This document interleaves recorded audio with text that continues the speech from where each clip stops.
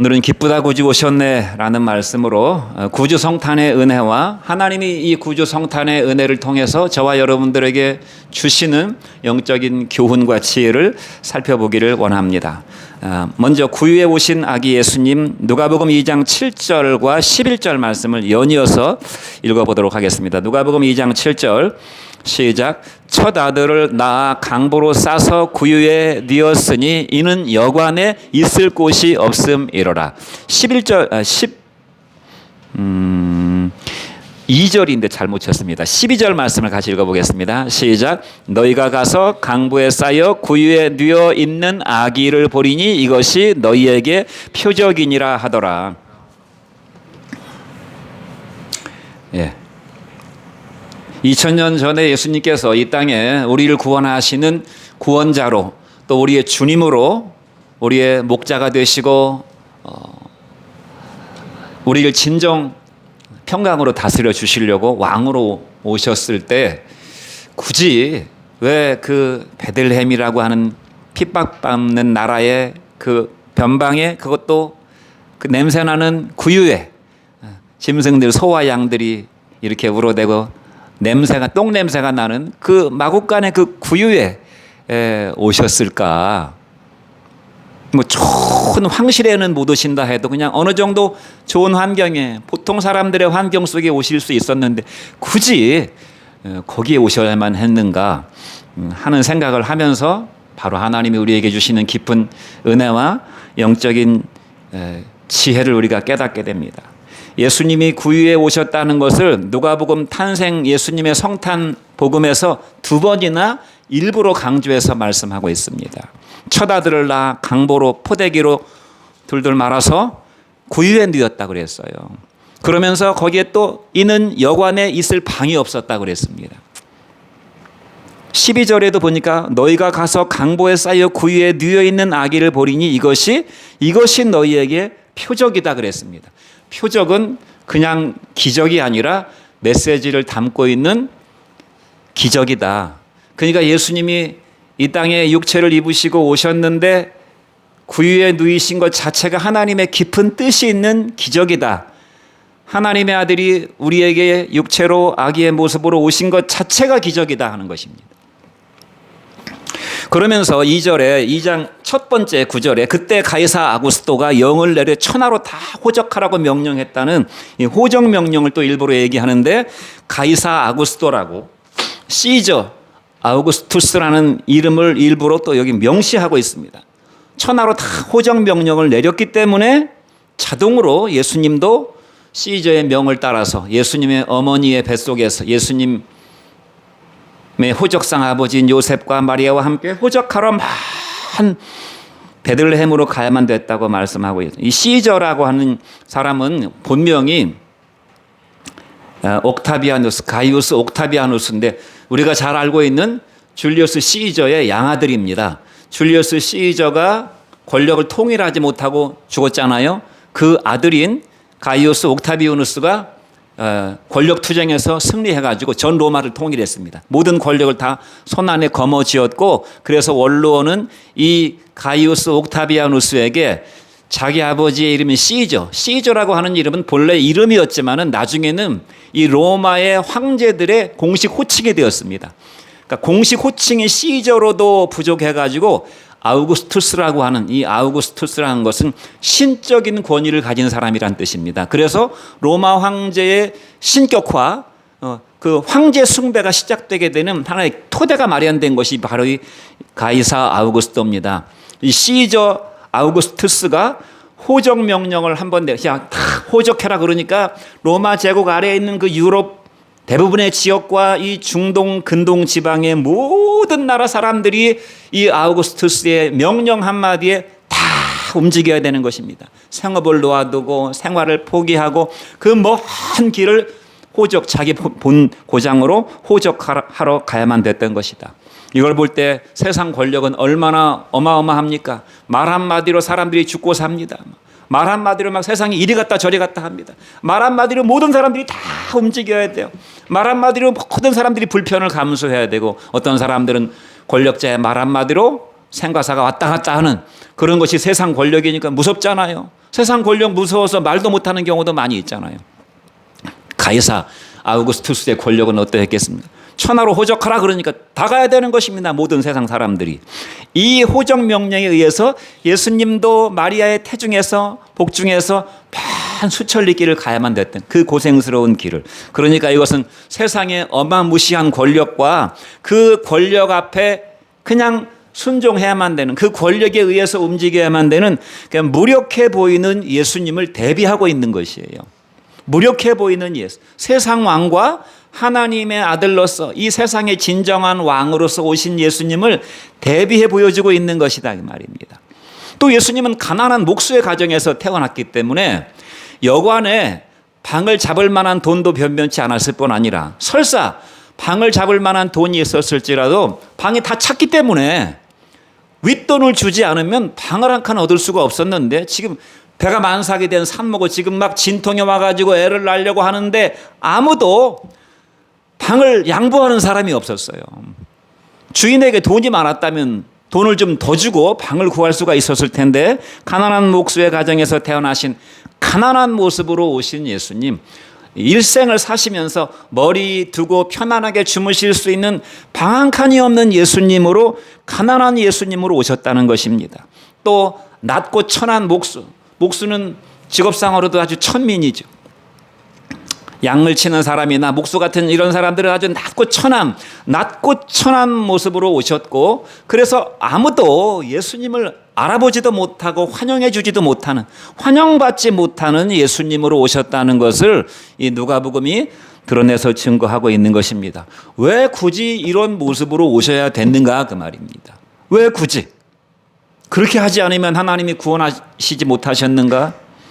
전능하신 창조주가 만왕의 왕이시고 만주의 주가 되시며 말씀 한마디로 천지를 창조하시고 천지를 다 없애버리실 수도 있는 전능하신 주님께서, 천지의 주관자이신 주님께서 왜 꼭 그 위에 오셔야만 했는가?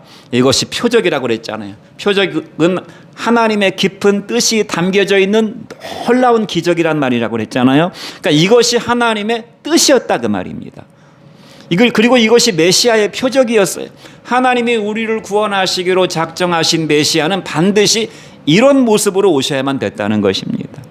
그리고 구약에 예언되어 있는 그 수많은 하나님의 말씀을 성취하시기 위해서, 말씀이신 예수님이 구약에 이미 예언된 하나님의 말씀을 예수님이 오심으로 완성하시려고 구약의 메시아에 관련된 수많은 예언들이 있잖아요. 그 예언을 성취하시려고 예수님께서 이렇게 오셨다는 것인데, 그 중에 한 말씀만 우리가 좀 깁니다. 잘 알고 있는 말씀인데 이사야 53장 2절로 5절 말씀을 같이 한번 읽어보겠습니다. 이사야 53장 2절 5절 시작. 그는 주 앞에서 자라나기를 연한 순 같고 마른 땅에서 나온 줄기 같아서 고운 모양도 없고 풍채도 없은즉 우리가 보기에 흠모할 만한 아름다운 것이 없도다. 그는 멸시를 받아서 사람들에게 버림을 받았으며 간고를 많이 겪었으며 질고를 아는 자라. 마치 사람들이 그에게서 얼굴을 가리는 것 같이 멸시를 당하였고 우리도 그를 귀히 여기지 아니하였도다. 그는 실로 우리의 질고를 치고 우리의 슬픔을 당하였거늘 우리는 생각하기를 그는 징벌을 받아 하나님에게 맞으며 고난을 당한다 하였노라. 그가 찔림은 우리의 허물을 인하며 그가 상함은 우리의 죄악을 인함이라.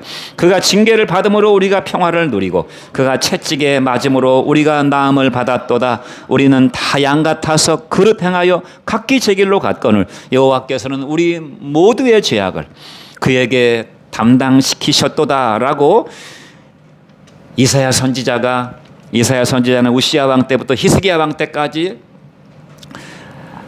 살았던 사람인데 정확하게 몇 년인지는 모르지만 대략 한 740년에서 680년 사이에 예루살렘을 상대로 하나님의 복음을 전했던 선지자입니다. 대략 한 700년쯤 전에, 예수님 오시기 700년쯤 전에 이미 성경에서 예수님이 이렇게 오실 것이다라는 말씀을 이렇게 은혜 가운데 기록했어요. 자, 예수님, 이 땅에 오시는 예수님의 모습이 어떻다고 그랬습니까? 연한 손 같다고 그랬어요. 지나가다가 누가 밟고 지나가도 모를 만큼, 그러면 그냥 다 뭉개져 가지고 가루가 될 만큼 연약한 모습으로 오셨고, 마른 땅에서 나온 줄기 같으니까 이게 뭐 좋은 옥토에서 막 아주 생명력이 풍성하게 자라는 그런 싱싱한 풀이나 나무가 아니라 마른 땅에서 나온 줄기 같은 말라 비틀어져가는 그런 모양으로 오셨기 때문에 고운 모양이 없었다는 것입니다. 예수님은 육체로 볼 때, 인간적으로 볼 때 아름답고 사람들이 흠모할 만한 아무런 매력이 없었다는 것이, 인간적인 매력이 없었어요. 아마 예수님은 외모상으로도 별로 미남이 아니었을 것입니다. 그러면 미남 아닌 우리 같은 사람들은 얼마나 좀 위화감을 느끼겠습니까? 예수님의 외모는 아마 평균 이하였을 것이에요. 못생긴 모습으로 오셨을 것입니다. 풍채도 없은즉 우리의 보기에 흠모할 만한 아무런 매력적인 것이 없었다. 그는 멸시를 받아서 사람들에게 버림을 받았으며 간고를 많이 겪었다. 비참함을 많이 당하셨다는, 간고라는 것은 인생의 비참함을 가리키는 것이, 예수님은 비참한 인생으로 사셨어요. 그리고 질고를 아는 자라고 그래서 인생들이 당하는 질병과 고통을 아는 사람이라고, 사람의 고통을 아시는 주님이시다. 마치 사람들이 그에게서 얼굴을 가리는 것 같이 멸시를 당했어요. 눈길을 주지 않는, 사람들이 외면해버리는, 우리가 참 부담스럽고 보기 싫은 사람들은 눈길을 외면해버리잖아요. 등을 돌려버리잖아요.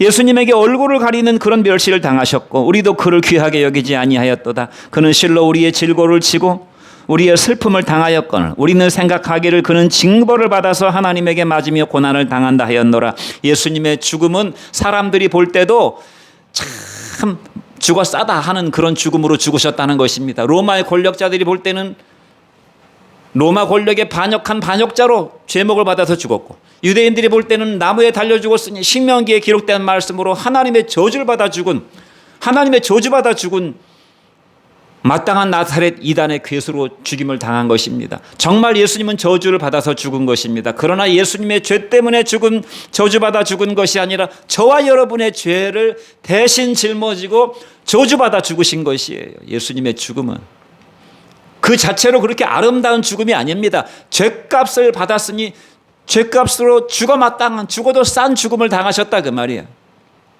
그러나 그 죄는 바로 저와 여러분의 죄를 대속하신 그 죄라는 사실을, 그 죄값이라는 사실을 예수님 살아생전에 아무도 몰랐어요. 아무도 그 죽음의 진가를 알아주는 사람이, 심지어 마리아도 12 제자도 아무도 예수님의 죽음을 이해해 주지 못했다는 것입니다. 왜 저렇게 죽으셔야만 됐는가, 참으로 안타까운 마음이 있었겠지만 대속의 죽음의 의미를 아무도 알지 못했다는 것입니다.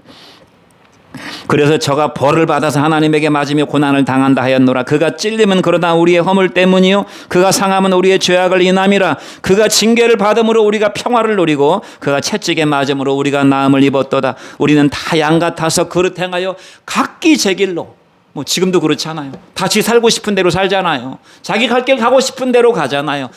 자기를 부인하고 자기 십자가를 지고 나를 따라오라고 100번 1000번 말씀하셨음에도 불구하고 우리는 자기를 부인하기 싫고, 내가 먹고 사는 십자가는 어쩔 수 없이 짊어지지만 주님을 위한 십자가는 별로 지고 싶지 않고, 전부 자기 길로 가는 인생들을 위해서 주님께서는 우리의 십자가를 대신 짊어지시고 십자가의 죽음을 당하셨다. 그러니까 성탄의 구유에 누이신 예수님의 표적은 이 예수님의 삶의 그 모든 것을 다 보여주는, 말하자면은 사인과도 표적과도 같은 것이다.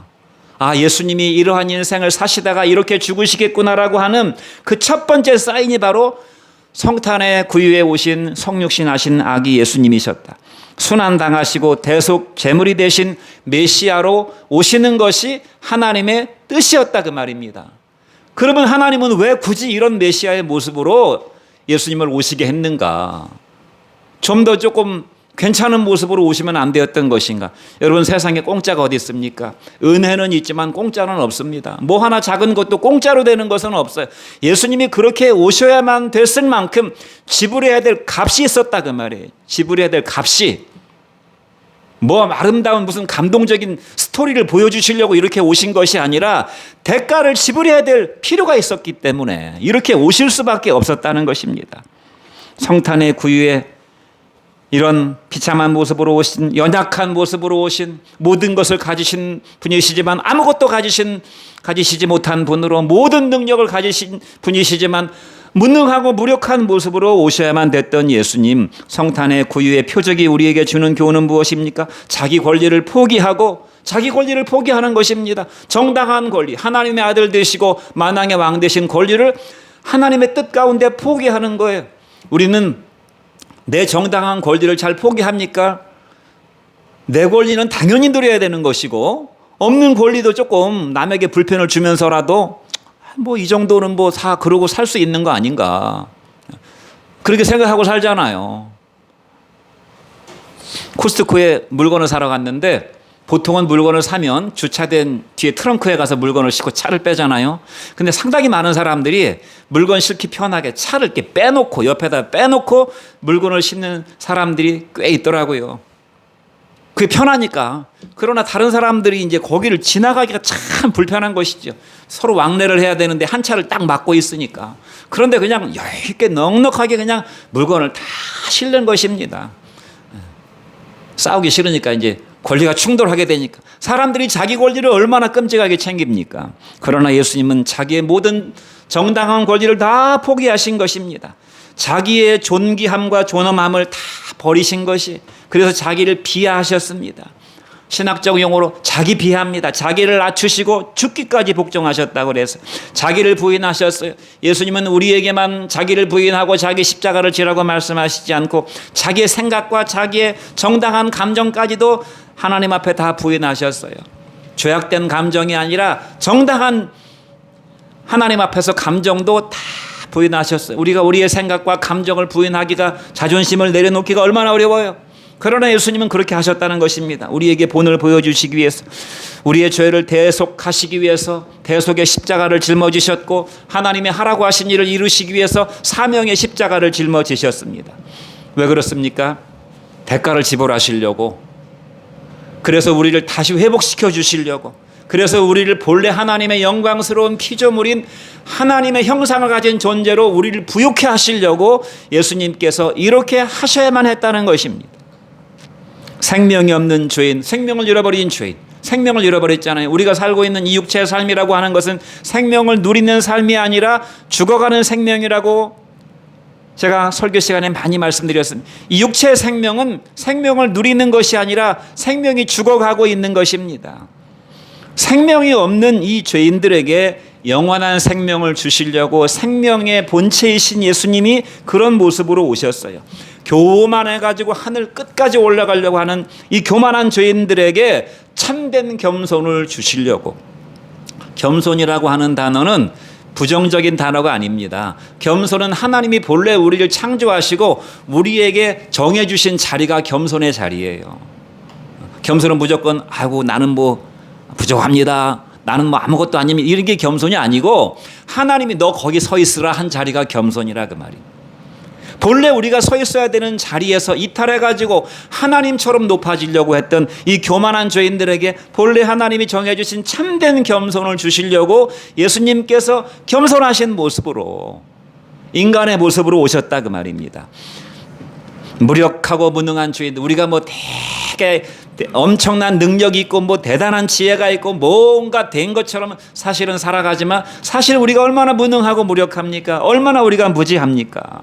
뭐 아는 게 하나도 없어요. 그냥 조금만 눈을 돌리면 하나님이 조금 나를 알게 해주시면 내가 하나님 앞에 이런 존재구나라는 걸 알게 되지만, 잠시 눈을 돌리면 자기가 뭔지도 모르고 큰 소리 치고 막 알지도 못하는 소리를 막 입으로 떠벌리고 다니는 것이 이 무지한 인생들이에요. 자기가 뭔가 대단한 능력이나 있는 것처럼.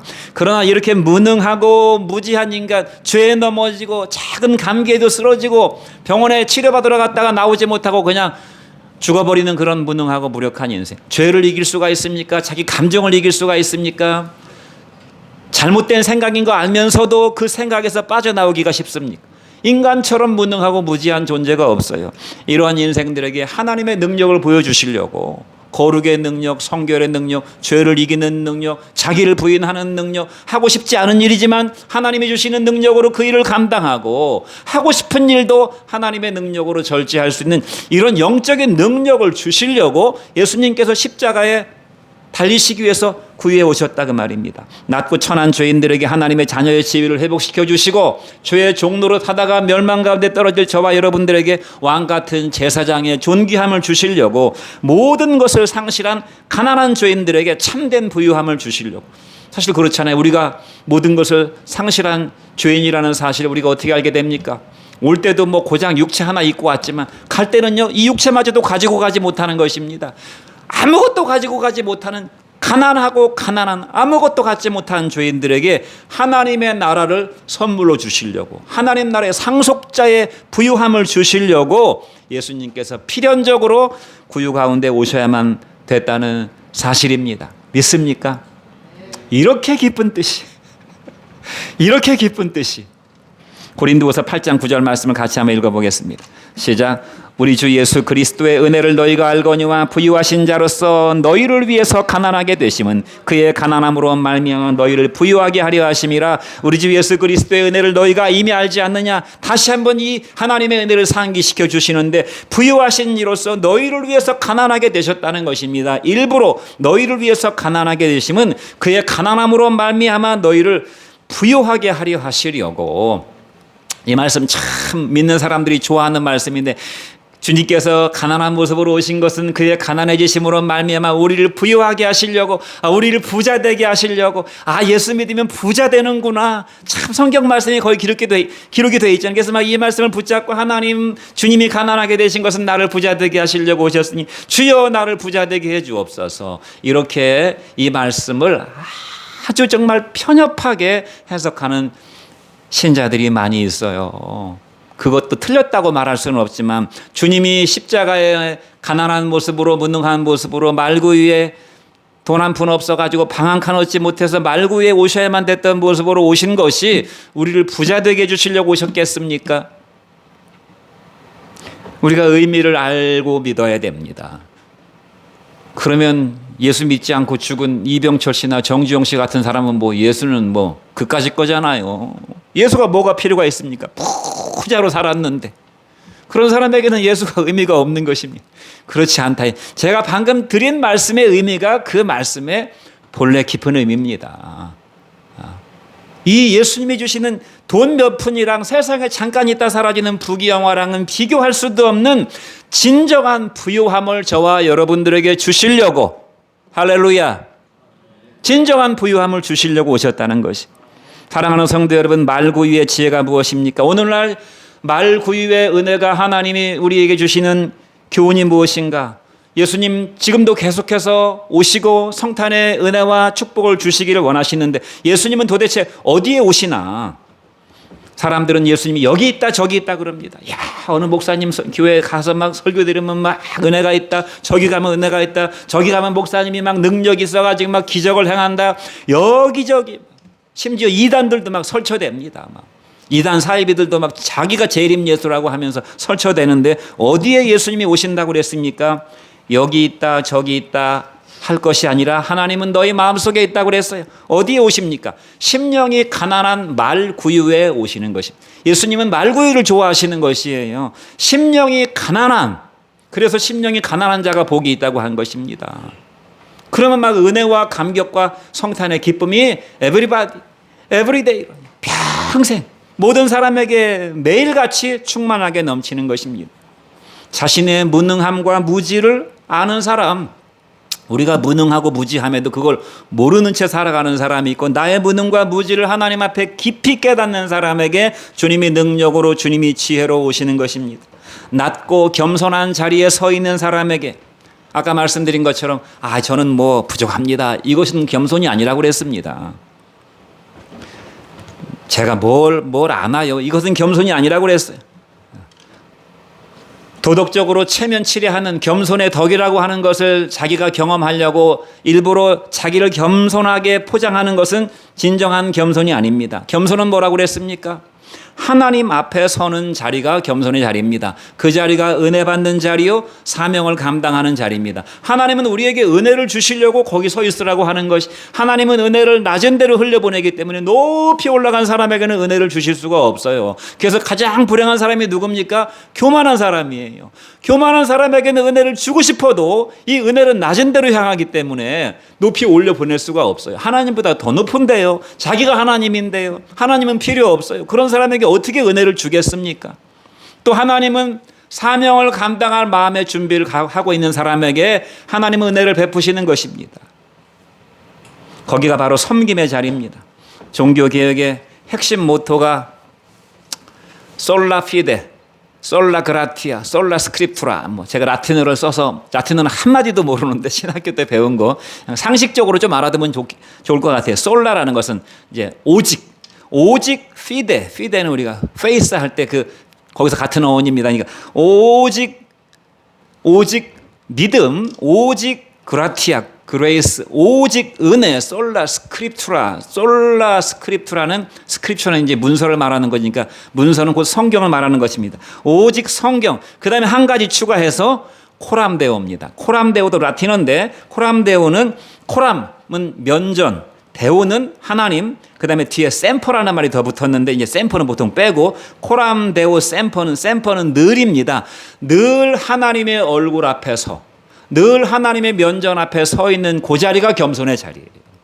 그러니까 우리는 하나님의 낯을 피해서 하나님을 등지고 살면 안 되고 하나님의 면전 앞에서 은혜 받기를 소망하면서 하나님 말씀하옵소서, 주의 종이 듣겠나이다, 주의 계집종이 오니 말씀하신 대로 내게 이루어지기를 원하나이다, 마리아가 고백했듯이 그 자리가 겸손한 자리다. 이런 사람에게는 매일같이 성탄의 은혜와 감격이 임하게 되는 것입니다. 예수님의 인격의 핵심이 무엇입니까? 나는 마음이 온유하고 겸손하니 나의 멍에를 메고 내게 배우라고 그랬어요. 이 온유와 겸손이 육화된 삶이 코람데오의 삶입니다. 하나님 앞에 서 있는 사람의 삶입니다. 나를 위해 오신 예수님, 우리를 위해 오신 예수님, 이 예수님을 우리가 우리의 삶 속에서 나를 통해서 예수님이 세상에 드러나도록 하는 것이 성도의 삶인 것입니다. 그러므로 우리의 삶에 두드러진 표적은 뭐가 돼야 되겠습니까? 이 온유하시고 겸손하게 성탄에 오신 예수님이 나를 통해서 드러나야 되는 것이에요.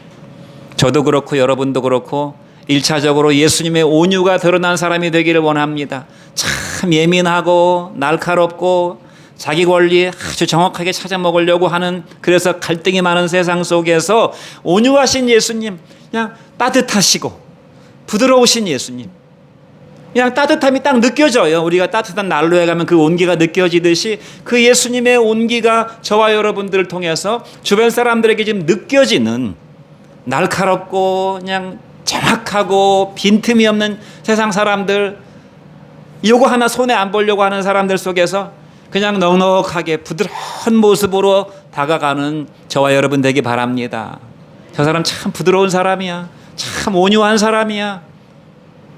그런 은혜와 축복이 저와 여러분들에게 있기를 간절히 바랍니다. 마지막으로 큰 기쁨의 좋은 소식, 누가복음 2장 10절로 11절 말씀 같이 읽겠습니다.